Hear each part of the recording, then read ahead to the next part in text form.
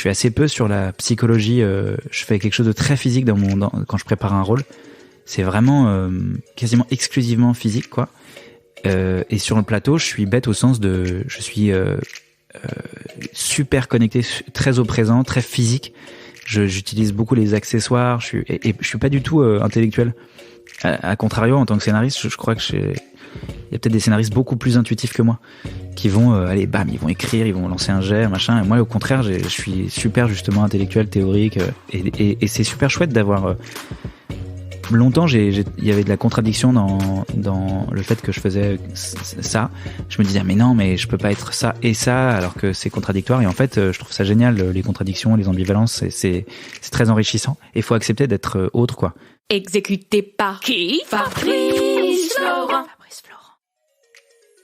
Bonjour, bonsoir, bon après-midi à toutes et à tous et bienvenue dans ce nouvel épisode d'Histoire de succès. Chaque jeudi à partir de 6h du matin, je retrace avec une ou un invité son parcours de vie qui l'a amené à son succès depuis la petite enfance jusqu'à aujourd'hui. Je suis Fabrice Florent, je produis des super podcasts d'interviews et de discussions. En tout cas, moi, je les trouve super. Et je crée des contenus. Je fais parler des pères de paternité, des mères de maternité, des gens de leur rapport au succès. Je prends des mecs entre quatre yeux pour leur parler de masculinité. Je fais causer des gens de leur rapport à l'argent et de plein d'autres thèmes que je vous invite à découvrir en allant sur mon site fabflorent.com. fabflorent.com. Si vous aimez cet épisode, vous pouvez aller écouter la bande-annonce du podcast pour en découvrir plus sur mon travail et mes autres podcasts. Si vous aimez mon travail, vous pouvez m'offrir un cadeau en échange en me soutenant financièrement et ainsi me donner un peu plus de sérénité en vous abonnant par exemple à mon Patreon ou en m'envoyant de l'argent sonnant et trébuchant. Allez dans les notes du podcast ou en allant sur fabflorent.com, fabflorent.com, donc vous y trouverez toutes les infos. Enfin, si vous aimez ce podcast, vous pouvez vous y abonner, mettre un chouette commentaire et 5 étoiles au podcast sur votre application de podcast préférée et surtout, partagez cet épisode et ce podcast autour de vous s'il vous a plu. Je suis sûr que vous connaissez des gens que mon travail pourrait intéresser. Vous pourrez également venir commenter avec mes auditrices et mes auditeurs chaque épisode directement sur mon Discord. Alors Discord, c'est un petit logiciel génial que je vous invite à découvrir, qu'il faut installer sur votre téléphone ou votre ordi. Vous pouvez également me suivre sur les différentes plateformes et réseaux sociaux. Vous pouvez vous abonner à ma newsletter et vous trouverez toutes ces infos pour me contacter dans les notes de cet épisode. Un grand merci d'avance et bonne écoute à vous. Donc Jiu-Jitsu alors, c'est ça? Parce que ouais, je commence comme ça mes interviews. Jiu-Jitsu. Ouais, tu vas faire du Jiu-Jitsu. Du JJB, Jiu-Jitsu brésilien. C'est vrai? Ouais. Pourquoi tu fais ça? En fait, j'ai testé plein d'arts martiaux et celui-là est particulièrement agréable. C'est quand même un truc où tu fais des étranglements et ce qu'on appelle des soumissions.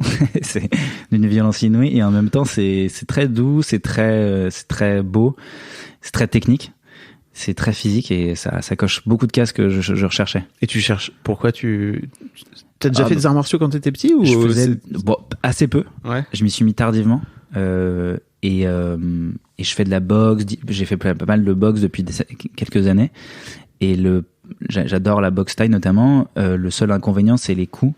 Vu que c'est un sport où tu n'as pas, contrairement au jiu-jitsu, tu ne tapes pas quand t'as mal. Ouais. Tu peux arrêter hein, quand tu fais un sparring, mais du coup tu peux prendre un coup et prendre un petit KO ou avoir un nez cassé. Ouais.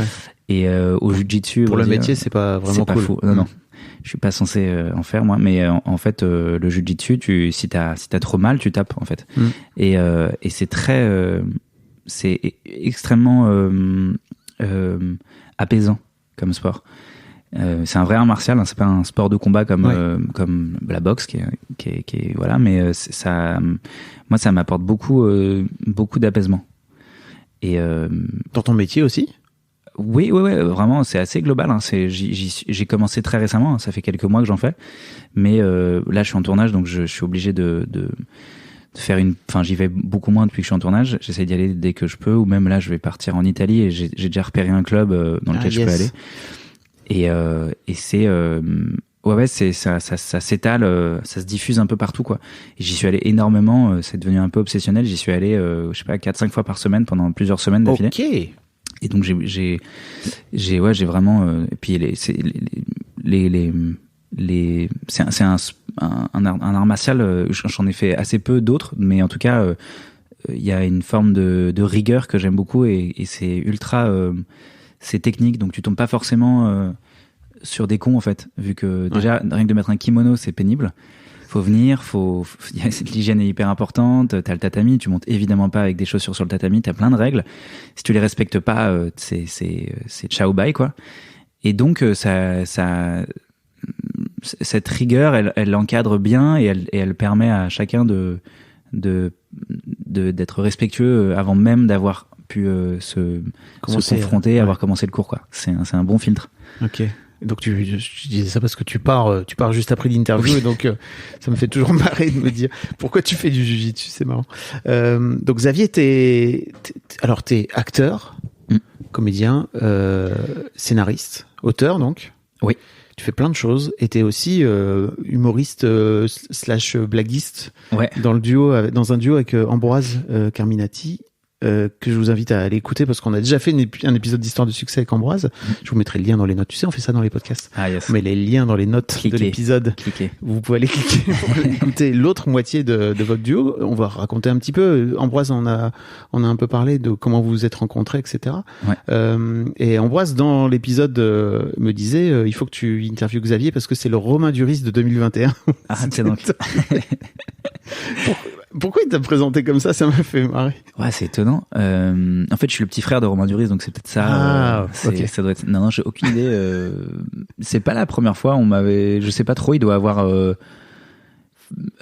C'est difficile le fait je suis tellement proche de moi-même que j'ai pas de recul. Moi, j'ai un acteur que j'adore. Je le trouve super talentueux, charismatique et beau. Il a quelque chose de formidable. Non, je sais pas. Faut lui demander. Moi, je me disais, ok, il y a un côté, déjà, t'es un peu une star montante du cinéma français. Je crois qu'on peut te présenter comme ça, quoi. Bon, je sais pas. Tu veux avoir des rôles et tout au cinéma, quoi. Et puis, il y a un côté un peu gendre idéal, quoi. Ah oui, ouais. Ah ouais, Duris, c'est un gendre idéal. Ah, il est un peu foutraque quand même. Quand il était plus jeune. Ouais, peut-être. Enfin, ceci dit, dans le Péril Jeune. Le Péril Jeune, il fout le bordel. Il est hardcore. Hein. Ouais. J'avoue. Non, je pensais plutôt à l'Auberge Espagnole et tout, tu vois. Oui, t'as raison. Mais il s'appelle Xavier en plus dans l'Auberge Espagnole. Ah oui. C'est pour ça. Ouais. Bon, Xavier, on va parler de ta carrière, de comment t'en es venu à devenir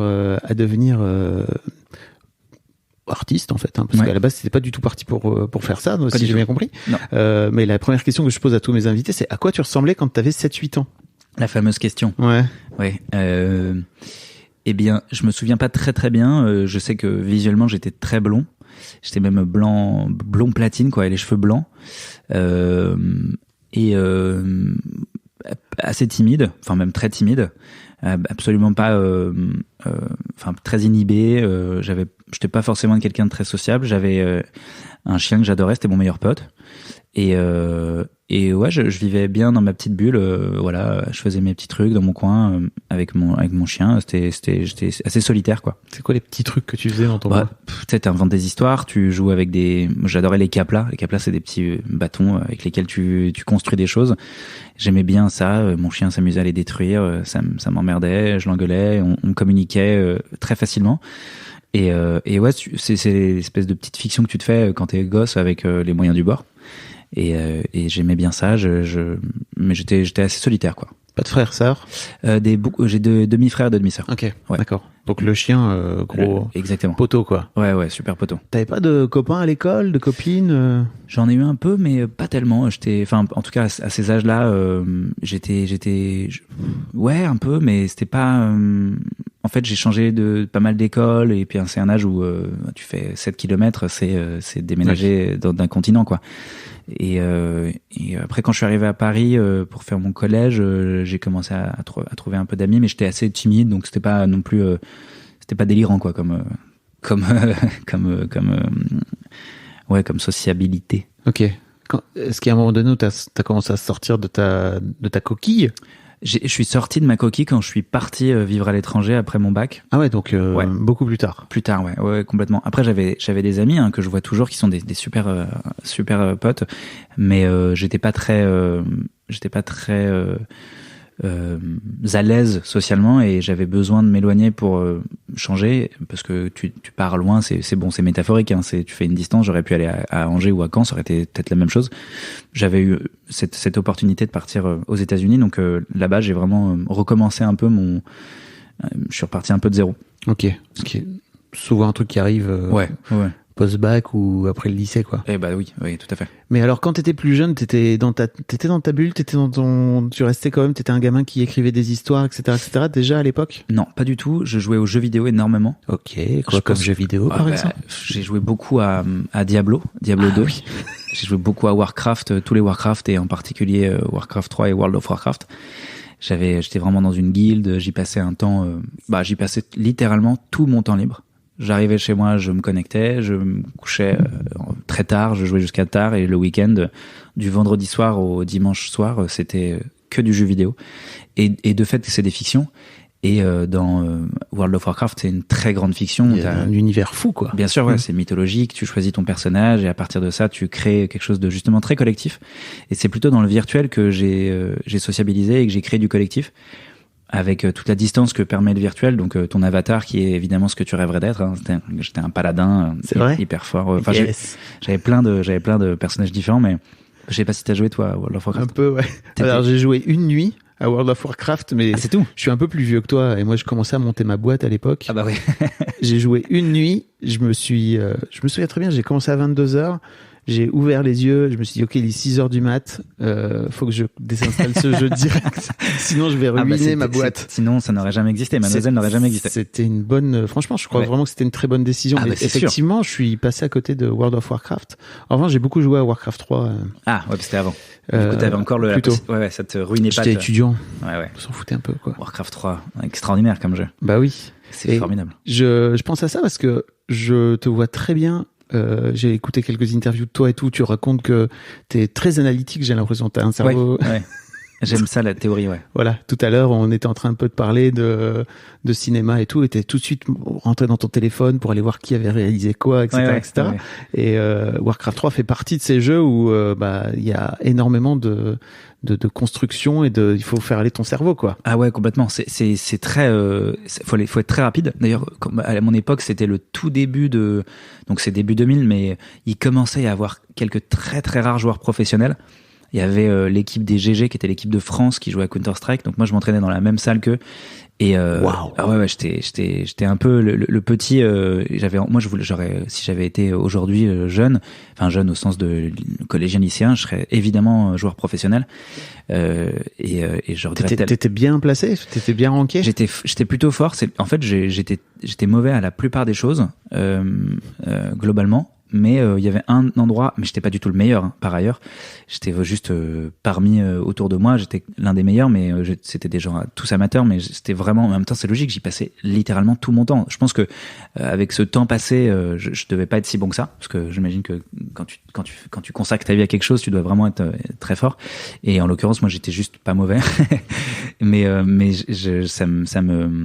ça me rendait fier de m'entraîner dans la même salle qu'eux, et je les observais et on s'entraînait donc sur des jeux de l'époque, quoi.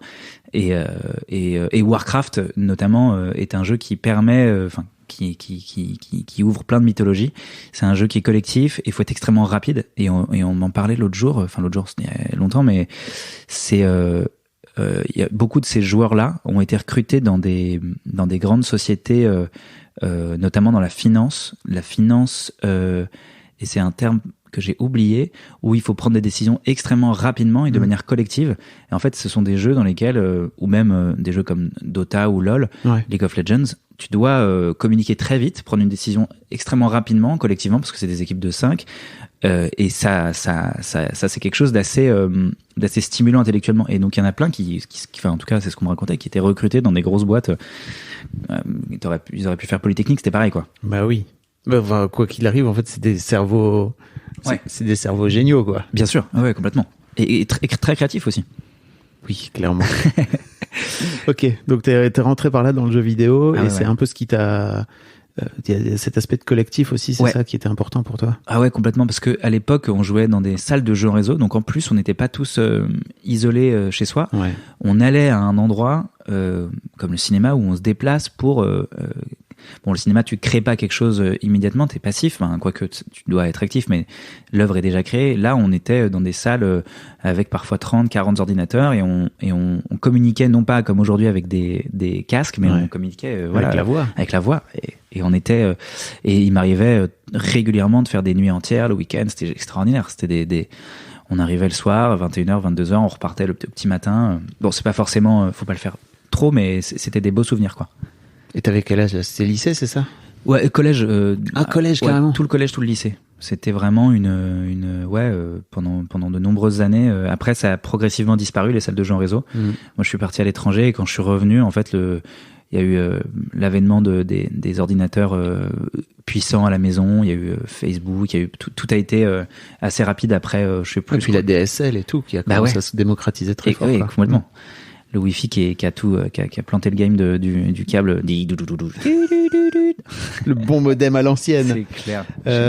Qu'est-ce qui t'a donné envie de partir Donc t'es parti étudier aux US, c'est ça? Ouais, en fait j'ai eu la chance de faire un diplôme de droit français anglo-américain, et donc ça te faisait voyager dans les pays anglo-saxons, donc les États-Unis et l'Angleterre. Et j'étudiais le droit, donc je faisais du droit français et du droit américain et anglais. Donc fallait valider les matières de droit, et en parallèle aux États-Unis en tout cas et un peu en Angleterre, tu peux aussi faire d'autres matières parallèlement aux matières juridiques. Donc je faisais beaucoup de théâtre et d'écriture. Et c'est là-bas que j'ai vraiment commencé à jouer et à écrire en parallèle. Qu'est-ce qui t'a donné envie de faire du droit à l'époque plutôt que de te lancer directement dans une carrière artistique? En fait, j'étais très désorganisé et j'avais envie de faire des études avec une rigueur et qui allait me structurer. Et je crois que ma mère adorait. Elle faisait du droit et elle m'a amené un jour au Journal Officiel, le JO, c'est là où sont publiées les lois en France. Et c'est un endroit qui paraît assez austère, mais en fait moi j'avais trouvé ça super chouette. Elle m'en parlait pas mal et j'avais eu ce truc-là. Après j'ai aussi commencé des études de médecine, et parce que pareil c'est quand même extrêmement rigoureux, mais j'arrivais pas à faire du théâtre en même temps. Il fallait vraiment, surtout que j'avais pas fait de bac S, donc ça me demandait beaucoup de travail. Oui, parce que tu faisais médecine et droit en même temps, c'est ça? Oui, mais j'ai très vite abandonné médecine, ouais. Parce que je me suis rendu compte, c'est bête, mais j'ai vu un film qui s'appelle Le premier jour du reste de ta vie de Rémi Besançon. Quelle joie. Génial, qui est un film génial, générationnel, et il y a un personnage dedans qui est joué par Pio Marmaille, qui est médecin. Et Pio Marmaille jeune, hein, c'est l'un de ses tout premiers rôles, hein, je Exactement, crois. Ouais, tout à fait. Il est incroyable dedans, comme dans tous ses films. Et en fait, il jouait un médecin, et je me suis dit, tiens, c'est marrant, j'y crois à fond qu'il est médecin, et je me dis, il fait les deux métiers du coup que je veux faire, acteur et médecin, et en fait, j'ai décidé d'être acteur pour jouer tous les rôles. Non mais c'est vrai que c'est con, mais à l'époque j'étais à la fois en droit et en médecine, et ça m'a un peu, ça m'avait troublé de voir ce film. Mais il y a pas un peu un côté, tu voulais aussi avoir peut-être avec le droit un vrai métier, un métier normal entre guillemets, non? Ouais, carrément. Évidemment, ça faisait peur, le théâtre et l'écriture. Moi je viens pas de ce milieu-là, je connaissais personne dans ma famille, et personne qui était dans ce truc-là, donc il y avait pas j'avais un rapport très distant, et évidemment qu'autour de moi c'était pas encourageant, quoi. Donc de fait, mais par ailleurs j'ai vraiment adoré, j'adore étudier, je continue j'adore la théorie, et les études c'est l'endroit où je me sens le mieux, et donc c'était assez généraliste au final, à la fois parce que j'étais aux États-Unis et je faisais d'autres choses, mais même le droit français, tu as du droit constitutionnel où tu fais beaucoup d'histoire, tu fais de la philosophie, tu fais de la socio, c'est comme d'autres matières, c'est des matières aussi de culture générale, donc c'est forcément fascinant en fait. Et alors c'est marrant parce que j'ai un peu l'impression que tu as choisi un métier où tu vas être obligé d'apprendre tout le temps, toute ta vie. Parce que j'imagine que quand tu es comédien et qu'on te dit tiens, il faut que tu t'apprennes à, je sais pas, faire du cheval. Bien sûr, complètement. Parce que ton rôle fait ça, quoi, ton personnage fait ça te permet d'apprendre, quoi. Exactement, et encore plus en tant que scénariste, parce que tu dois te plonger pendant parfois 1 an, 2 ans sur un projet, et j'aime bien écrire des projets qui sont loin de moi, ou en tout cas qui sont pas logique, tu vois, évident, et qui me demande du coup une documentation et un travail de recherche que j'adore. C'est ce que je préfère presque pendant des semaines. C'est en parallèle de d'autres choses, parce que quand t'es scénariste, t'écris sur plein de projets en même temps, mais tu passes beaucoup de temps à lire, à regarder des choses et à te renseigner, à parler à ce qu'on appelle des consultants, mais c'est juste des rencontres avec des gens qui évoluent dans le milieu que t'es en train de découvrir. Et ça, c'est génial, quoi. De toute façon, tout ce qui est apprentissage et théorie, moi ça me rend heureux. Donc quand t'es scénariste, de fait, c'est l'un des avantages de ce métier, et d'ailleurs c'est un avantage comme un inconvénient, parce que ça demande du temps, et c'est pas rémunéré. comme travail. Tu peux pas passer 3 semaines à lire des livres et à être rémunéré pour ça, malheureusement, alors que ça fait partie du travail. Et donc parfois t'es obligé de non pas de bâcler, mais de pas rechercher autant que t'aimerais, parce que tu dois livrer du texte, et donc j'ai parfois la frustration, moi, de pas être suffisamment calé. T'aurais vraiment envie, toi, de rentrer dans le sujet et d'en faire un truc vraiment... Ouais, c'est ça qui est génial, c'est quand vraiment tu vis dans le truc, et quand t'écris plusieurs projets en même temps, ça demande toujours cette espèce de passage d'un projet à l'autre avant de réécrire sur le projet sur lequel tu te mets, de pouvoir vraiment pondre du texte. Il faut un travail de temps, de psychologie pour te remettre dans l'émotion, dans cet univers, dans ces personnages-là, et faire ah ouais, tu relis à chaque fois tous les documents, tu peux pas juste switcher aussi facilement que ça d'un projet à l'autre. Et parfois, du coup, ça, t'es pas suffisamment, je dirais, chargé émotionnellement quand tu passes d'un projet à l'autre. Après, il y a des auteurs qui arrivent à être sur un seul projet pendant 1 an, et ça doit être assez génial. Je pense que moi, j'y arrive pas parce que j'ai besoin d'être très occupé, et puis comme je suis aussi acteur, je passe sur le plateau, et puis. Mais ceci dit, c'est assez, c'est utile d'aller jouer, de faire quelque chose qui est physique, et après de retourner à l'écriture où c'est plus, ça reste physique, mais quand même t'es assis devant un écran, et c'est assez chouette. Les deux sont physiquement complémentaires, quoi. Il y a un côté, en fait, c'est marrant parce que je crois que ça. Je sais pas si t'as vu le docu d'Orelsan. Oui, ouais. Il y a 2 parties. Super intéressant. Et la deuxième partie, je l'ai trouvé vraiment géniale parce que tu vois à quel point il galère et il rame. Et c'est vrai qu'on peut avoir tendance à fantasmer de l'extérieur ce truc de, t'es touché par la sainte grâce, et à un moment donné, tu te mets devant ton écran et tu vas commencer juste à taper. Alors qu'en fait, non, c'est pas du tout ça. C'est juste une galère, quoi. Ouais, et parfois c'est long et c'est dur et il faut faire et refaire, etc. T'as la sensation que ça se passe aussi comme ça pour toi. Alors, c'est un peu différent parce que j'imagine qu'il y a aussi un côté, tu travailles souvent en équipe. Oui. Dans des poules. Ce qu'on appelle des poules d'auteurs. Ouais, des poules d'auteurs, ouais, tout à fait. Où il y a peut-être de ce fait-là une dynamique qui se met en place. Ouais, mais c'est pas loin, parce que en tout cas, de ce que montre le documentaire, c'est qu'Orelsan, il est quand même dans le travail collectif après avoir fait des premiers jets de son côté un peu seul, mais il est quand même beaucoup dans le collectif aussi.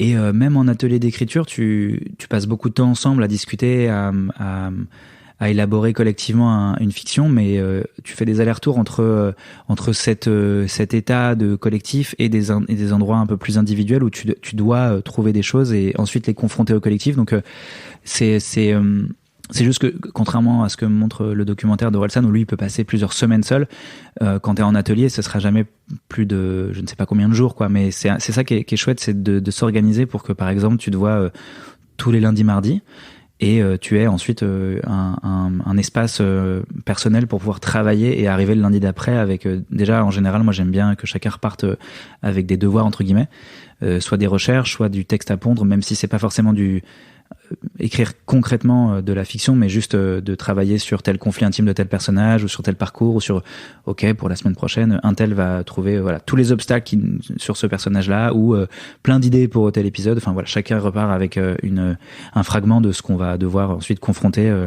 et c'est ça qui est super, c'est cet aller-retour entre le travail collectif et individuel. Parce que ça sert à rien, tu t'épuises à passer toute la semaine, tous les jours, de 9h à 18h, à parler, c'est pas possible. Il faut faire des allers-retours, je crois. Je l'ai pas précisé, mais t'as écrit plein de séries qui sont connues, qui sont reconnues en plus. T'as écrit Validé. Ouais, on a coécrit Validé. Ouais, tout à fait. Et là, t'as créé aussi dernièrement, qui est sorti sur Prime, Miskina avec. Malchabedia. Voilà. Exactement. Qu'on a écrit avec Johan Grom, Paul Rothman, Mehdi Fikri et Joséphine. Exactement. Que vous avez co-créé ensemble aussi. Ouais, tout à fait. La série. Mais on va reparler un petit peu de tout ça après, mais j'aimerais bien revenir aux US et à ce qui te fait, à un moment donné, te dire, OK, il est temps de rentrer maintenant. Ah, et est-ce que, en fait, c'est à ce moment-là que tu découvres le métier d'acteur, c'est ça? Ouais, tout à fait. À la fac, j'étais à San Francisco, et je dois choisir mes cours, et je dois en prendre plusieurs. Donc je choisis sciences politiques, journalisme, parce qu'en fait là-bas tu peux pas étudier le droit avant bac+4, ce qu'ils appellent le juris docteur, le JD, et donc tu es en pré-droit, pre-law, et tu dois tu dois valider des matières qui sont pas des matières juridiques purement, mais des matières qui sont affiliées à ton pre-law. Bref. Et donc, t'as plein de choses différentes. Et moi, je faisais sciences politiques, journalisme, creative writing, qui est voilà. En France, ça n'existe pas trop. C'est vraiment de l'écriture, quoi. Et du théâtre. Et au premier cours de théâtre, la prof nous demande, donc c'est vraiment que des Américains, enfin que des Anglo-Saxons, quoi. Enfin des gens qui viennent de partout, mais ça parle que anglais, quoi. Et elle nous dit, donc le cours dure 3 heures, et elle nous dit bon bah chacun prend 30 minutes, il écrit un texte et il le joue. Et j'avais jamais fait ça, quoi. C'était étrange. Et c'est un souvenir fort parce que j'écris un truc. Tu le joues soit tout seul, soit avec des camarades que tu connais pas encore, quoi. Mais moi, j'ai joué avec un Américain, Casey, il s'appelait. Il était complètement fou. Et on trouve une idée à 2 comme ça. On écrit un dialogue et on va pour jouer le truc. Donc t'avais toute la salle et tout. C'est un petit amphithéâtre. Et il fait pas du tout ce qu'on a dit qu'on ferait. Il arrive avec un masque vénitien italien, commedia dell'arte, improbable. On avait fait un truc hyper réaliste dans un appartement, etc. Il débarque en monstre. Et en fait, on improvise pendant vraiment, je sais plus, ça devait être 5 minutes.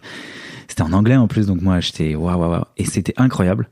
Et j'ai découvert à la fois l'impro et l'écriture. Enfin, c'était. Et puis, donc, toute l'année là-bas, après, je suis allé dans une autre fac, et puis, c'était vraiment formidable, quoi. J'étais tellement heureux de faire ça. On se voyait, on répétait, on écrivait des trucs. T'étais constamment dans l'écriture et dans le jeu, en fait. Tu sais, j'aime bien m'arrêter dans ce podcast sur les moments charnières, tu vois, qui te font faire des bascules, en fait, parce que je trouve vraiment que c'est canon. Et est-ce qu'il y a un moment donné où tu te dis, ok, en fait, ça pourrait être un métier? Ouais, je pense que la bascule, c'est drôle, et je m'en souviens. C'est quand j'étais revenu en France, avant de repartir ensuite, mais je suis revenu finir donc ma licence de droit en France, et j'étais dans une école de théâtre en parallèle, et je fais mon premier, donc c'est la première fois que je fais du théâtre en fait en France, parce que j'en ai fait pendant 2 ans aux États-Unis, et je joue, et donc j'invite pas grand monde, mais j'ai notamment mon meilleur pote qui vient, et je m'en souviendrai tout le temps. On est allé boire un coup après la pièce. Enfin, c'était vraiment une succession de scénettes que chacun jouait, et c'était super amateur, quoi. Et il me dit, ah, c'est cool, tu t'es pas trompé de voix. Et ça m'a fait super plaisir. Il me l'a dit très sincèrement, et ça m'a vachement encouragé. Je me suis dit, ah ouais, bah si tu me le dis, je te crois, vas-y. Et c'est pour ça aussi qu'aujourd'hui je crois vachement en l'encouragement collectif et amical quand j'ai un ami, une amie qui aimerait faire un truc, et j'ai toujours ce réflexe je me dis, il faut vraiment encourager les gens, quoi. Ça peut ouvrir tellement de belles choses, quoi, que ça peut changer une vie, un encouragement. Et il m'avait dit ça, c'était hyper anodin, mais moi ça m'a vachement marqué. Et du coup, comme je valorise sa parole, je me suis dit, bah s'il me le dit, c'est que c'est vrai, quoi. Je le crois. Et ça m'a permis d'y croire un petit peu, quoi.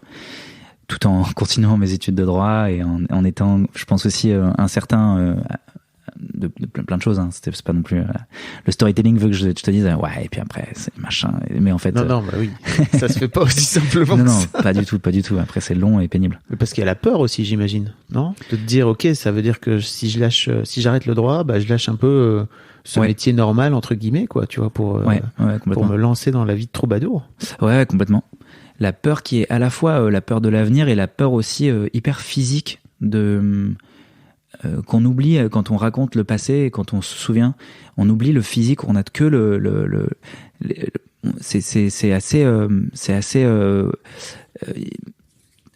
c'est brumeux, en fait, tous ces trucs-là. Et je m'efforce de me souvenir de l'état physique dans lequel j'étais. Et c'était souvent un état de stress, de fatigue, de part et d'autre, parce que je faisais du théâtre le soir. J'allais à la fac. Quand j'étais en France, en plus, j'étais à Nanterre. Donc, c'était 1h30 de trajet en RER. Et donc, j'avais le temps de ressentir que j'étais en train de faire du chemin, quoi.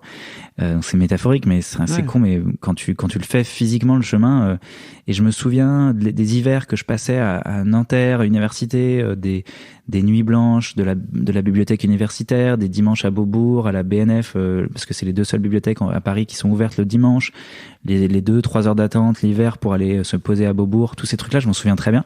c'est à la fois des super souvenirs et en même temps c'était des souvenirs douloureux parce que, enfin, c'est plutôt très heureux comme souvenir, mais physiquement c'était épuisant. Et puis le théâtre le soir, et puis moi je suis très très angoissé. Je vomis beaucoup. Enfin à l'époque je vomissais pas mal. Je pleurais. Intérieurement j'étais vraiment, j'étais lamentable quoi. Quand j'avais une représentation. Encore aujourd'hui je stresse beaucoup. Contrairement à Ambroise qui lui est super.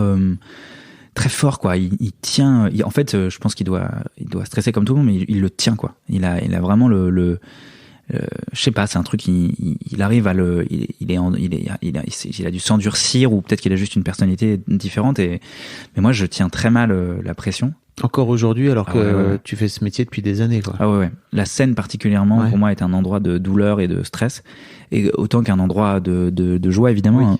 Mais dans la balance, tu ressens la douleur, tu la ressens plus que parce que de fait, le bonheur, il est moins, tu le sens moins, quoi. Parce que Mais est-ce que ça bascule à partir du moment où ça commence?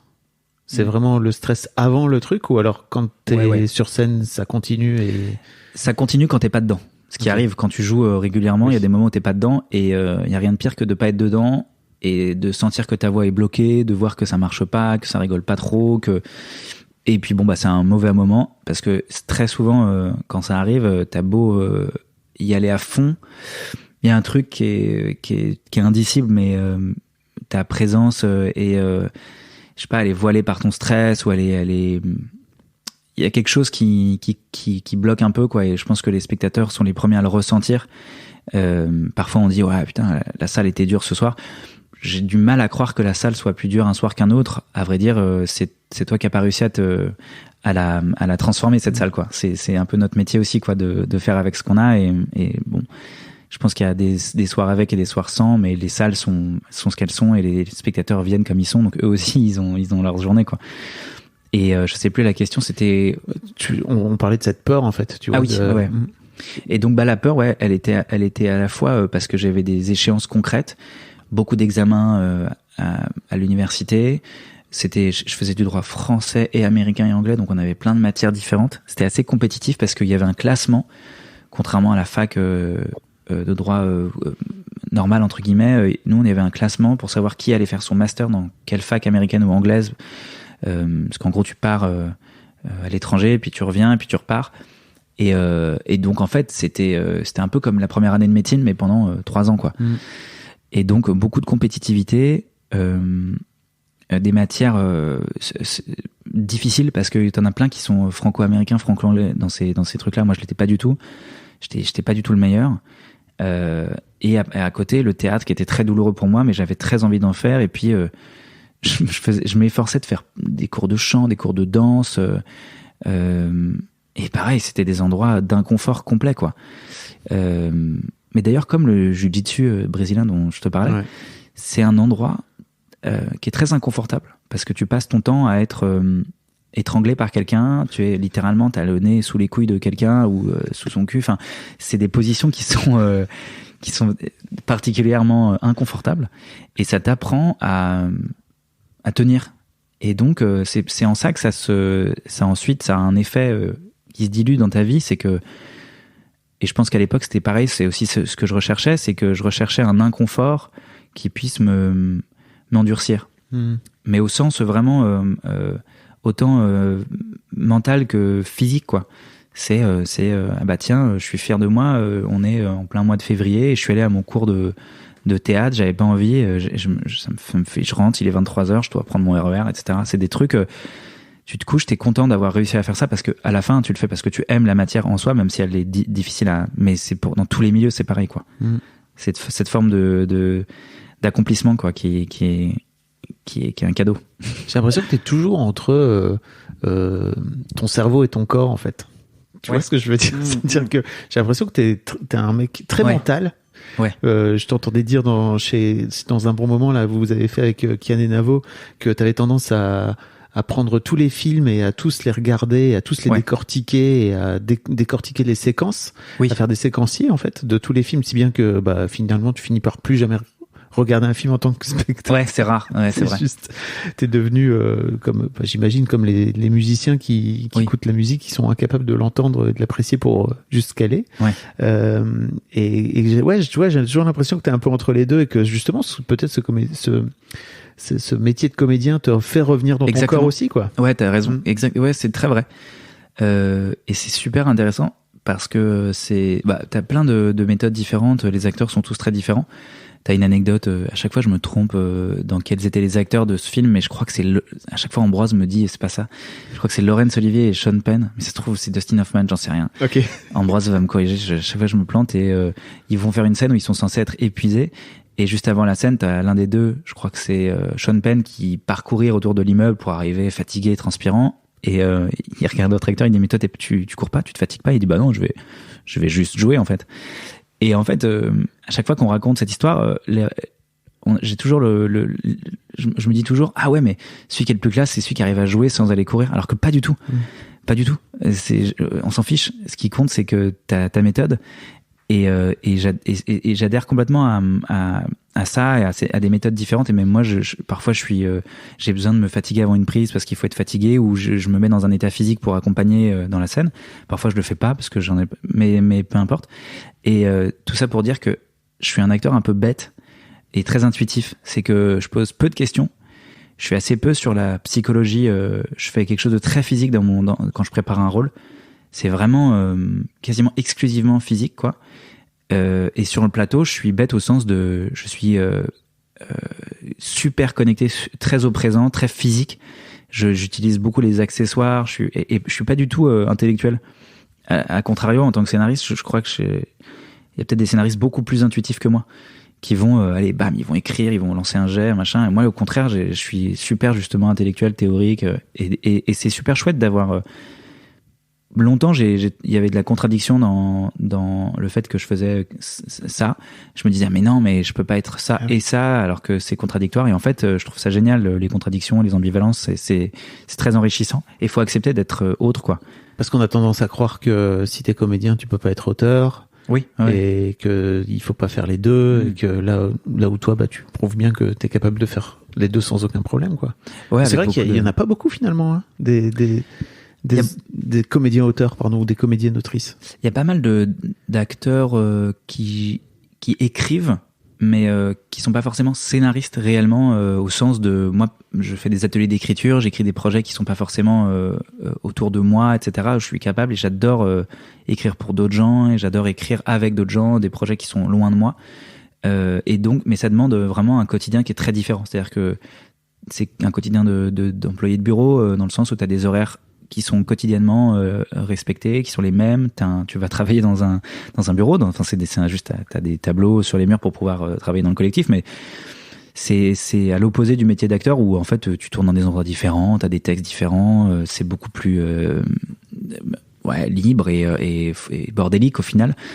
Et je disais ça parce que je sais plus quoi. Oui, donc voilà, c'est vraiment un métier que j'adore, le métier de scénariste, mais vraiment scénariste pur, quoi. Où je suis pas juste à écrire pour jouer. Oui, c'est ça, c'est qu'il y a pas mal d'acteurs qui finissent par écrire leur propre rôle. C'est ça. Là où toi, tu peux faire autre chose, quoi. Ouais, tout à fait. Ouais. D'ailleurs, tu t'écris plutôt pas pour toi, d'ailleurs. Ouais, globalement, après, si je peux trouver un moyen d'être sur le plateau, j'aime ça. Donc, si c'est en tant qu'acteur, tant mieux. Si c'est en tant que réalisateur, tant mieux. Si c'est en tant que scénariste qui est accepté sur le plateau, ce qui est beaucoup plus rare, tant mieux. C'est aussi pour ça, parfois, que j'aime être sur le plateau d'une manière ou d'une autre, parce que en France, moins dans les séries, mais quand même, on n'est pas forcément très content lorsqu'un scénariste est sur le plateau, alors que, je suis absolument ravi, moi, en tant qu'acteur, quand je vois un scénariste sur le plateau. Et ce qui serait génial, c'est que les scénaristes et les acteurs puissent communiquer beaucoup plus, que les producteurs, parce que c'est leur rôle, permettent des passerelles entre scénaristes et d'ailleurs l'équipe, plus globalement. Ouais. Mais en particulier les gens qui vont incarner les rôles que eux ont écrits et qui vont pouvoir leur poser des questions, parce qu'un scénariste passe au moins 12 mois, 1 an, sur un projet, et donc il le connaît mieux que tout le monde, mieux que personne.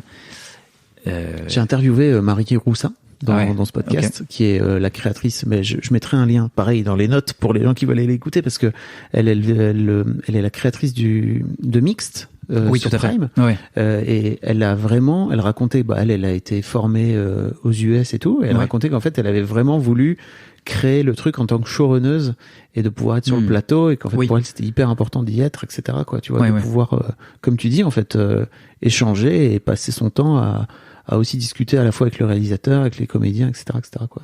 Bah ouais, mais c'est très dur parce que pour plein de raisons qui sont il y a un débat, donc chacun. Peut-être que tout simplement on valorise pas assez bien les scénaristes en France aujourd'hui par rapport à ce qui se passe aux États-Unis. Ah bien sûr, c'est abominable. Enfin abominable. Il y a évidemment bien pire, mais si on parle de ça, c'est dommageable parce que tu peux pas emmener un projet, que ce soit un film ou une série ou autre, au maximum de son potentiel si le créateur, scénariste, qui est quelque part le phare de ce projet, son âme, est écarté des décisions les plus importantes, qui sont pour certains pas du tout importantes, mais un scénariste, il aura un point de vue sur l'incarnation, il aura un point de vue sur la décoration, il aura un point de vue sur les couleurs, il aura un point de vue sur plein de choses, parce que tout ça n'est pas que de la mise en scène, mais c'est vachement de l'écriture aussi, tu vois.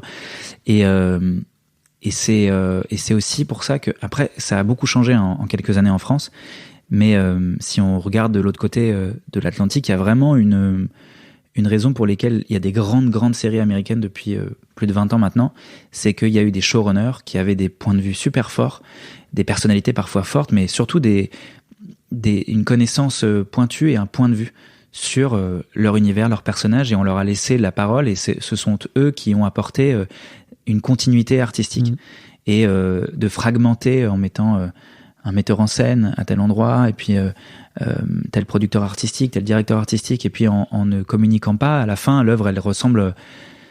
Il y a trop paradoxalement, il y aura trop de collectifs là, parce que le collectif n'a pas communiqué et il n'y a pas eu une voix voix. Exactement. Ouais, exactement. Une voix unique, quoi. Ouais, tout à fait. Ouais. Ouais, avec ce point de vue qui est la continuité artistique. Je voulais te parler un peu de Parlement aussi.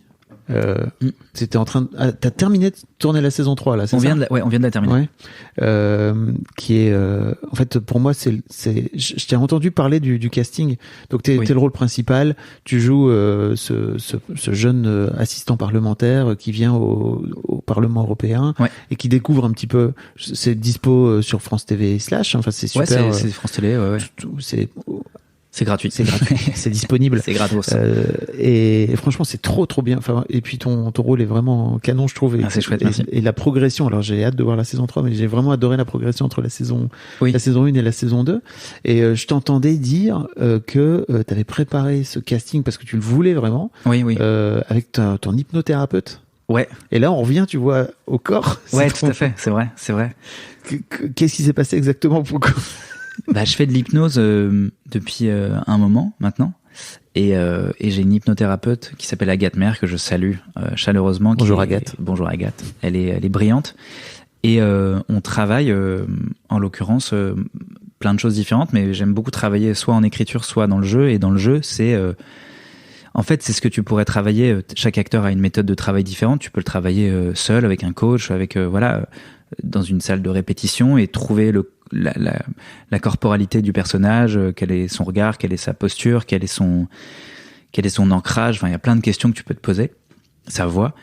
Et en hypnose, c'est comme un accélérateur, parce que ça c'est une brèche vers l'inconscient qui est plus évidente. Donc tu lâches prise. Enfin, moi je lâche prise tout de suite en hypnose, mais comme sur un plateau. D'ailleurs, quand tu regardes les acteurs qui sont en train de faire une scène et qui sont connectés, ils sont en état de conscience altérée, quoi, presque de transe parfois, ou même toi, quand tu vas voir un film qui te plaît profondément, t'oublies le monde et t'es connecté à l'histoire, et tu t'en sors parfois hypnotisé par un film, quoi. Et c'est pas pour rien qu'on dit qu'on est hypnotisé par quelque chose. C'est ce qui se passe en hypnose, c'est que t'es un état un peu de disponibilité, et donc quand je travaille avec elle, je suis très réceptif, et mon inconscient me fait des propositions. C'est fou. Et donc tu trouves des choses comme ça que tu n'aurais pas trouvé de manière intellectuelle, quoi.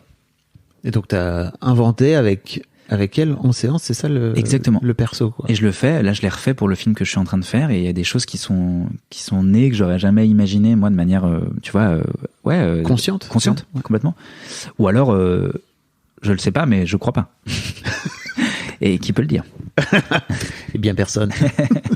Bon, parlons un petit peu de votre duo avec Ambroise. Vous vous êtes rencontrés à l'époque chez Canal, parce que vous étiez tous les deux dans un fameux pool d'auteurs chez Canal. Oui, tout à fait. Et qu'est-ce qui fait en fait alors j'ai posé la question à Ambroise, mais ça m'intéresse d'avoir ton point de vue. Qu'est-ce qui fait qu'en fait vous avez fité tous les deux et que vous vous êtes dit tiens en fait ça pourrait être vraiment très cool de bosser ensemble quoi? Ah, c'est une bonne question. On nous l'a posé l'autre jour. Enfin, on se l'est posé en fait, je sais plus trop pourquoi. Et moi j'ai dit parce que ça fitait bien. C'est quand t'es autour d'une table, c'est un peu indicible, mais tu sais, t'improvises, tu rigoles, etc. Ambroise il m'a dit ouais, je sais pas. Je sais plus ce qu'il a dit. Je fais ah merde, ok. Non, mais en vrai ouais, on a commencé à c'est parce qu'en fait on travaillait l'un et l'autre sur d'autres projets en parallèle. Il y a des couples qui se forment comme ça, tu sais. Oui, c'est très unilatéral. Non, mais en fait, on travaille toujours sur d'autres projets à côté, donc on n'est pas un duo au sens classique du terme qui faisons tout ensemble. Oui. On a des disparités qui font aussi que le duo est intéressant. Et donc, en fait, on s'entendait bien dans le jeu et dans l'écriture, et on a commencé à faire des sketchs sur Canal, c'était assez naturel, et puis on est allé voir ensemble un spectacle de stand-up. C'était le duo Thomas VDB et Mathieu Madénian, qui n'était pas un vrai duo, en fait. Ils jouaient sur scène des parties seuls et parfois des sketchs ensemble. Et on a trouvé ça super chouette parce qu'ils avaient des sketchs à deux. C'était pas juste chacun avec son individualité. Et on s'est dit, tiens, vas-y, essayons. On a essayé, on a commencé à faire un peu de stand-up, donc des scènes ouvertes seuls et à deux. Et en fait, moi, je suis super stressé par ça. C'est beaucoup c'est très pénible pour moi parce que je suis stressé quoi, tout simplement. Là pour le coup t'es tout seul sur scène quoi. Ah, en plus t'es tout seul, mais même à deux c'était trop dur. Et on s'est dit tiens, progressivement on a posé une date en fait. À un moment on est allé dans une petite salle qui s'appelle le Sonar. C'est vraiment un petit truc super sympa. Je sais pas, il y a 40 places, c'est en dessous d'une pizzeria. C'est une cave, hein, c'est littéralement une cave. Et on lui a dit, on a dit au mec, écoute, on joue à partir du 9 janvier, je crois que c'était devait être le 9 janvier, genre 2018 ou un truc comme ça, ou 2019, je sais plus. Et on n'avait rien du tout, enfin on avait 5-10 minutes, et on a écrit en très peu de temps 1 heure de spectacle, qui était complètement foutraque, c'était un peu n'importe quoi. Et c'était un exutoire génial où chaque semaine on testait plein de trucs. Et on a eu la chance d'avoir Marc Fraise dans notre public, qui était accompagné de Léo Dombois, qui est notre attaché presse, et on a eu un encouragement, tu vois, bam. Ils nous ont dit, c'est cool, continuez. Là où je sais pas si on aurait continué, parce qu'on s'amusait vachement bien, mais on avait beaucoup de projets à côté. Ambroise, il était en train d'écrire, de produire, de faire plein de choses. Moi, j'écrivais, et on a continué. C'était difficile. Pareil, c'était difficile parce que la journée, je me souviens, il y a des moments, moi, je crois que j'écrivais validé à l'époque. Donc, j'étais en atelier la journée, il fallait aller jouer le soir, et ça me stressait toute la journée, mais il fallait quand même être disponible pour le collectif. Et bon, c'était très dur, quoi. Et puis, ça a continué, et on a eu la chance de rencontrer des gens qui nous ont encouragés. Et on s'entend extrêmement bien avec Ambroise. En fait, c'est un des mecs qui me fait le plus rire, tout simplement. Donc, en fait, t'es là, puis il me fait rire, donc c'est cool, tout simplement, et tu continues parce que il me surprend toujours, en fait. Il y a toujours un truc, alors que je le connais très très bien maintenant, intimement, mais aussi dans le travail. Et c'est génial, quoi. Le mec me fait marrer, alors qu'on travaille tous les jours ensemble. Donc c'est un beau couple, quoi. Ouais, franchement, c'est chouette, quoi. Puis on n'a pas de, je touche du bois, mais on a vraiment, une bienveillance mutuelle, quoi. Mais je pense aussi que c'est parce qu'on a des projets à côté, qu'on est équilibré, qu'on vient pas là de ce milieu depuis longtemps. On n'est pas, tu vois, on n'a pas eu une carrière fulgurante à 20 piges, devenir super connu comme Omar et Fred ou d'autres gens qui sont devenus des stars très tôt. Nous, on a, tu vois, on n'est pas des gamins et c'est pas fulgurant, ça prend du temps, et du coup c'est normal, c'est simple, quoi. Et alors ce spectacle, parce il faut qu'on en parle, c'est un ovni, hein, un peu. Non, mais en fait, en vrai, je trouve ça assez génial, parce que je crois que en tant que spectateur, en tout cas moi je l'ai vu, peut-être qu'il a changé depuis, mais je l'ai vu il y a peut-être 1 an maintenant. Ouais, ça a changé. Et en fait, j'ai vraiment eu la sensation qu'à un moment donné, je me suis dit, ok, il faut juste lâcher prise. Oui. Et te laisser aller et juste te laisser prendre par leurs propositions parce que c'est hyper méta comme ouais, tout à fait. C'est un spectacle où vous parlez de vos on va pas spoiler mais en gros vous mettez en scène vos personnages quoi. Tout à fait, ouais. C'est complètement fou. Ouais, le spectacle nous échappe et les personnages prennent conscience qu'ils sont dans un spectacle et donc t'as des superpositions de réalité et des confusions tout le temps. Alors moi, je connaissais un peu le travail d'Ambroise où il fait beaucoup ça. Il a fait énormément de vidéos comme ça où il a fait Marius, les fameux Marius dans la chaîne des Bimes et tout. Si vous connaissez pas les gens qui écoutaient, allez écouter. Allez voir les podcasts de Marius. C'est fascinant. Ah ouais. Mais je t'imaginais pas là-dedans. Comment toi tu t'es greffé à ça? Est-ce que ça fait partie aussi de ton univers, de tes références, etc. Tu vois, je me demandais. Ouais, complètement. En fait, on s'est retrouvés très tôt. Les premiers sketchs qu'on a fait ensemble chez Canal, avec l'équipe, avec Thomas Soulignac, Martin Darondo, Giulio Caligari, on avait déjà de la mise en abîme. Il y avait des sketchs où Ambroise était un perchman et moi je présentais les films du soir. Et puis t'as des épisodes où en fait il est repéré par Canal+ parce qu'il est doué, donc t'as la chaîne qui intervient et qui veut que lui-même fasse sa propre émission et que ce soit le perchman qui. Et en fait, on s'est retrouvé tout de suite là-dedans. On avait des références communes comme Charlie Kaufman, donc c'est Adaptation, qui est un film très méta sur lui-même, qui écrit un film peu après la sortie Dans la peau de John Malkovich. Et d'autres références comme ça qui nous ont, qui étaient déjà un ancrage commun, quoi. Et par ailleurs, c'est aussi les références des gens qui nous entourent. Donc on s'est retrouvé avec notre collectif là-dedans, Martin Darondo, Thomas Soulignac, Navo, avec qui on écrit, qui met en scène le spectacle. C'est des endroits de kiff qui nous amusent à fond et ils nous ont vachement poussé à aller là-dedans. Vous avez monté un collectif, c'est ça, d'auteurs, mais qui est pour le coup complètement désintéressé d'aucun projet, quoi, c'est ça? En fait, juste vous rassembler. Exactement. Alors on a moins le temps de le faire, mais après Canal, en fait, on est resté dans un collectif qui s'appelle Écriture 2000, l'écriture du futur, et on régulièrement on lisait les scénarios les uns des autres, on se faisait des retours, on a même fait un atelier pendant 1 an où chacun devait écrire un film, ce qui était hyper utile parce que on a tous écrit un film au final grâce à cet atelier. Et encore aujourd'hui, après c'est pas aussi. On a un bureau en commun déjà quand même. Ok.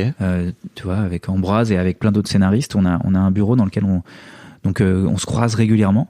Et c'est aussi ce qui fait que le collectif s'encourage, même tu vois, de manière sporadique, quoi. Tu croises un tel, tu prends un café au bureau, il parle de ce qu'il fait, tu dis trop cool, tu vois, j'ai vu un autre auteur ou un producteur ou machin qui cherchait ça, appelle-le, et en fait ça crée des synergies quotidiennes, quoi, en fait.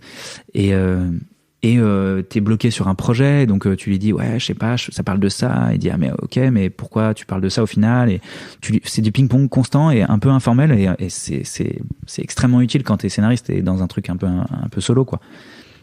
Et en plus d'avoir des références communes, on essaye de faire des choses en commun, tu vois. Avec Ambroise, on joue vachement au foot. Il a essayé le jiu-jitsu la semaine dernière. Il a kiffé, donc je pense qu'il va s'inscrire avec moi. On va au cinéma très souvent avec ses potes. C'est un collectif, mais c'est des potes. On part en vacances ensemble. On développe plein de choses en parallèle, quoi. C'est des amitiés.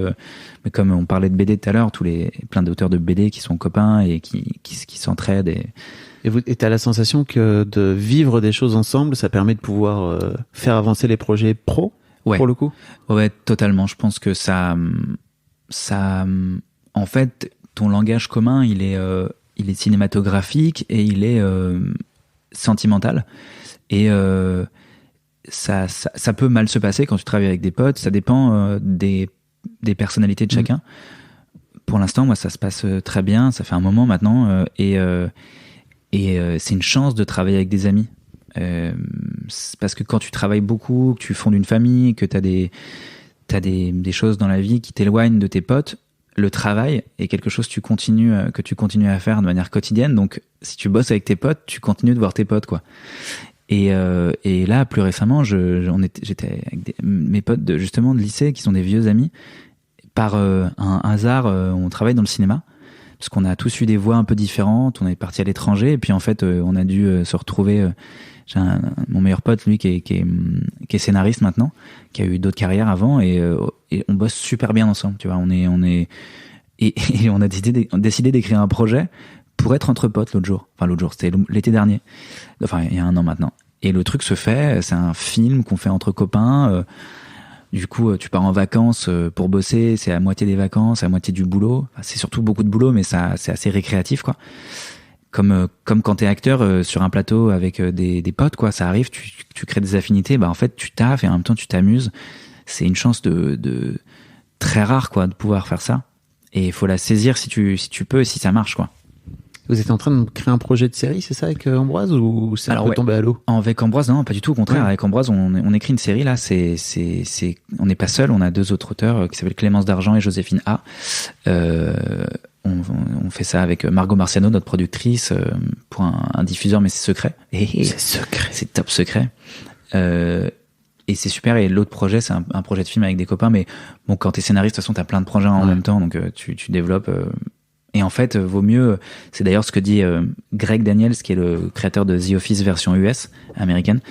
Grosse, tu kiffes. Ah ouais. C'est ma grande référence. Et il t'a un bouquin super intéressant qui s'appelle L'incroyable histoire de la meilleure sitcom des années 2000. The Office, c'est un journaliste brillant qui a fait 2 ans d'entretien exhaustif avec l'intégralité du crew, auteur, scénariste, producteur, acteur, caméraman, blablabla. Et à la fin, on sort un bouquin très dense et à un endroit particulier quand il parle de l'écriture collective. Greg Daniels, le showrunner, il te dit quand il a commencé à rencontrer des gens, même d'ailleurs des monteurs ou d'autres participants, il a choisi aussi les gens les plus sympathiques parce qu'il dit bah tu vas passer des années potentiellement, et en l'occurrence c'est 10 ans dans un bureau avec des gens à réfléchir, à créer, et ce serait pas mal que ce soit sympathique, quoi, comme ambiance. Et donc tu t'entoures aussi de gens bienveillants, qui ont pas un ego compliqué, qui sont ouverts, qui sont sympathiques, quoi, aussi. Parce que sans ça, tu souffres. Et moi, je déteste déjà que je souffre suffisamment dans le travail. Je veux pas souffrir en plus. Tu vois, c'est un truc. Si tu peux te l'éviter, entoure-toi bien, quoi. Pourquoi tu dis que tu souffres? Ah oui, tu souffres, tu veux dire, quand tu joues, c'est ça Et quand t'écris, parce que l'écriture, c'est 95% de moments pénibles, parce que tu cherches des réponses à des questions. Parfois, tu connais pas les questions, elles changent. Enfin, c'est comme tu le vois dans le documentaire d'Orelsan, t'as l'impression de tout recommencer, d'être nul. Au final, j'ai pas fait le calcul, mais je dirais 95% du temps est plutôt pénible. Mais ces 5% qui te restent sont formidables. Et par ailleurs, c'est une pénibilité qui est une chance. C'est un métier qui est pas dur. Enfin, au sens, c'est dur parce que c'est pas facile, mais c'est loin de. C'est pas un métier ouvrier, quoi. C'est ça que tu veux exactement, ou dans le médical, ou dans plein d'endroits où tu es confronté physiquement à de la vraie pénibilité, quoi. Donc en fait, c'est une pénibilité ultra chanceuse, quoi. Donc quand je dis que c'est de la souffrance, c'est de la souffrance créative, ce qui est très très relatif, quoi. T'as fait, je sais pas si tu l'as sponsorisé, mais Ambroise est dans la saison 3 de Parlement, c'est ça? J'ai vu des stories de lui bien sûr. Au Parlement, je me suis dit, j'ai trop hâte que ça sorte pour que les gens découvrent ça. Ok. Ouais, c'était super. C'est génial parce qu'en fait, Ambroise et moi, on tourne ensemble depuis longtemps dans nos projets à nous, quoi. Donc là, c'était fun d'être sur un projet extérieur et on s'est éclaté, c'était trop cool. J'ai hâte que les gens voient. Son personnage. Ouais, grave. J'en dis pas plus. J'en dis pas plus. Ça sort quand d'ailleurs, la saison 3? Je sais pas encore. Ça va sortir l'année prochaine, mais je sais pas encore. C'est ça, là. Vous venez de terminer de tourner. Ouais, on s'est en montage, là, ça y est.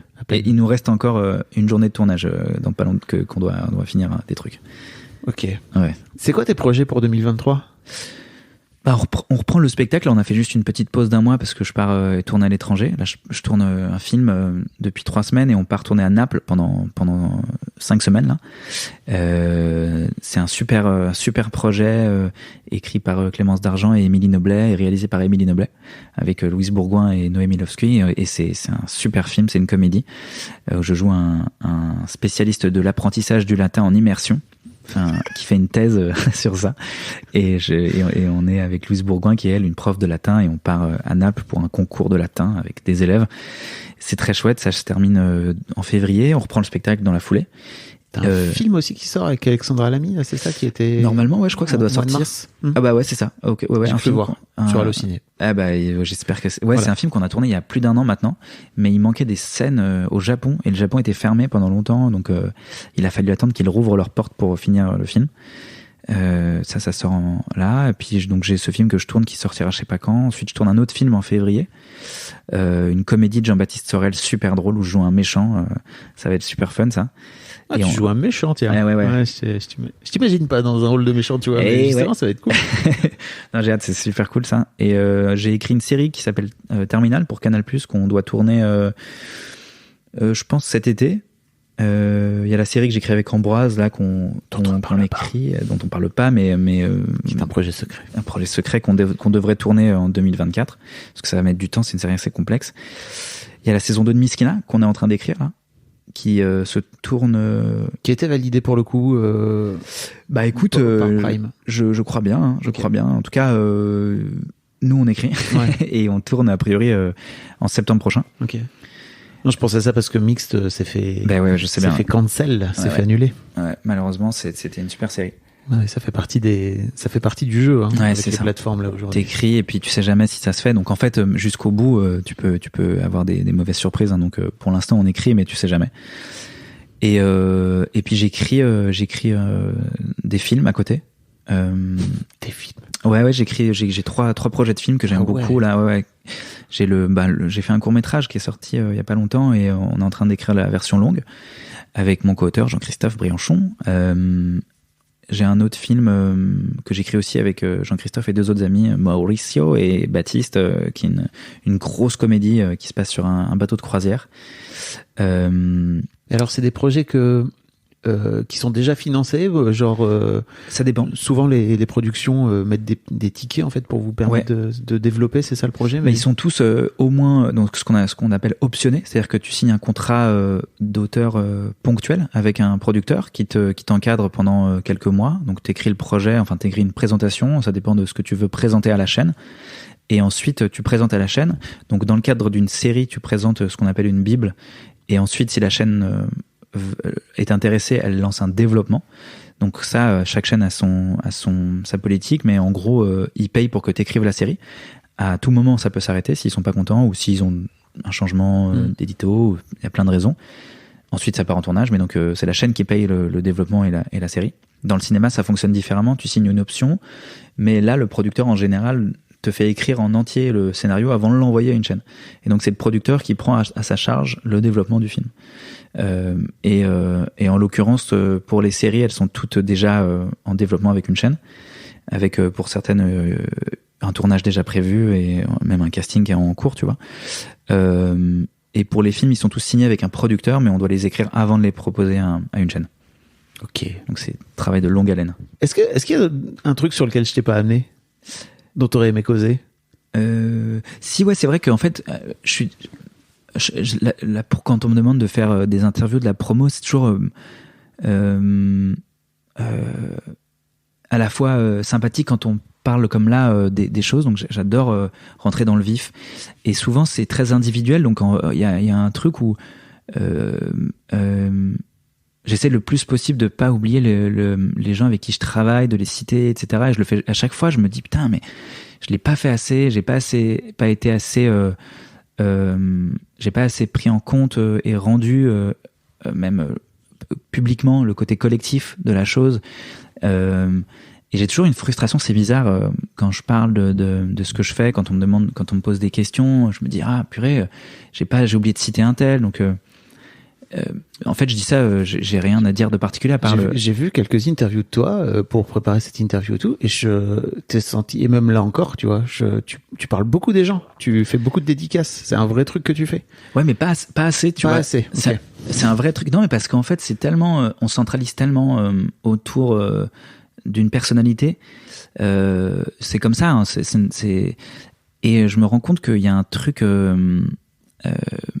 je sais pas, tu vois, j'allais dire dans le foot, c'est pareil, quand t'es à la fin d'un match, t'as vu une équipe qui marchait, et puis tu vas interviewer à la fin quelques joueurs. Et hier, je regardais, il y avait une interview, je sais pas pourquoi, de Giroud, Je passe beaucoup, comme Ambroise, moi je passe beaucoup de temps à regarder des vidéos de foot. Et t'as Giroud qui est interviewé et derrière t'as Mbappé qui passe et tu vois que genre le journaliste genre s'interrompt dans sa propre question. Le caméraman commence un peu à filmer Mbappé et t'as Giroud qui dit vous voulez lui parler, allez-y. Et il est super vexé et tout. Et ça me fait trop chier parce que je comprends complètement, tu vois, Mbappé c'est une star.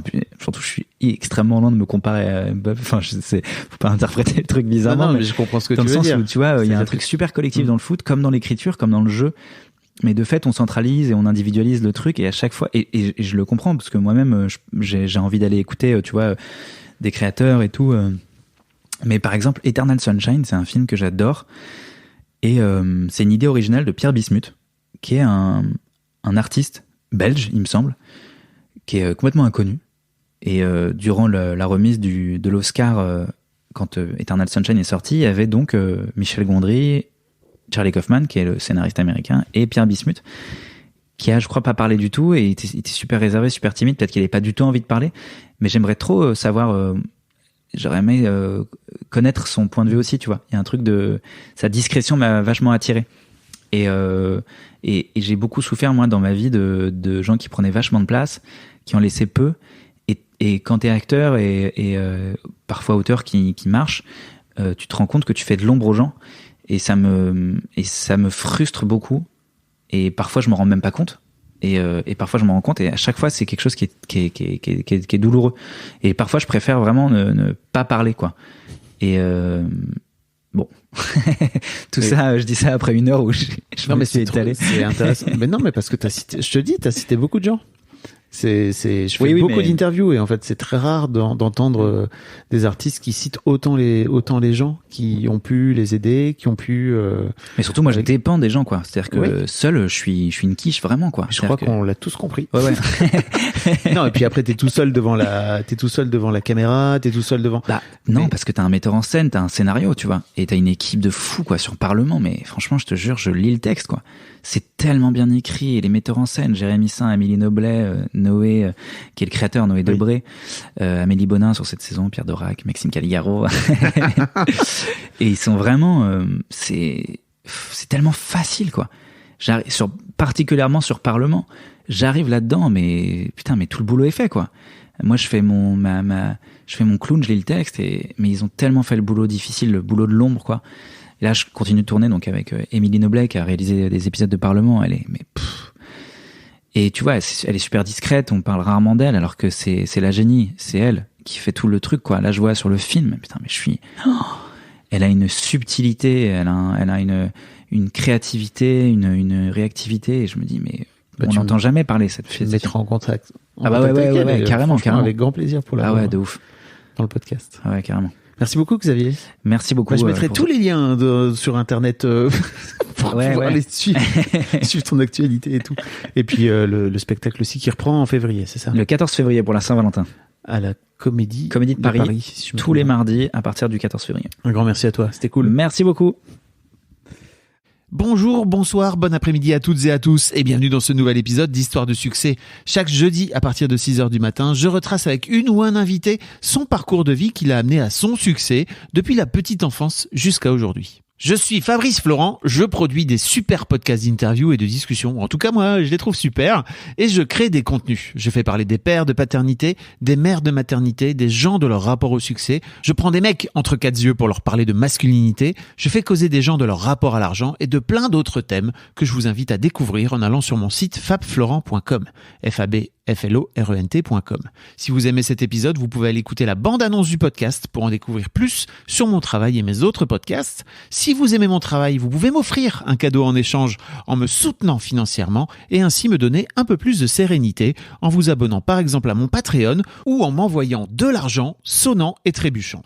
Allez dans les notes du podcast ou en allant sur fabflorent.com, FABFLORENT.com, donc vous y trouverez toutes les infos. Enfin, si vous aimez ce podcast, vous pouvez vous y abonner, mettre un chouette commentaire et 5 étoiles au podcast sur votre application de podcast préférée et surtout, partagez cet épisode et ce podcast autour de vous s'il vous a plu. Je suis sûr que vous connaissez des gens que mon travail pourrait intéresser. Vous pourrez également venir commenter avec mes auditrices et mes auditeurs chaque épisode directement sur mon Discord. Alors Discord, c'est un petit logiciel génial que je vous invite à découvrir, qu'il faut installer sur votre téléphone ou votre ordi. Vous pouvez également me suivre sur les différentes plateformes et réseaux sociaux. Vous pouvez vous abonner à ma newsletter et vous trouverez toutes ces infos pour me contacter dans les notes de cet épisode. Un grand merci d'avance et bonne écoute à vous.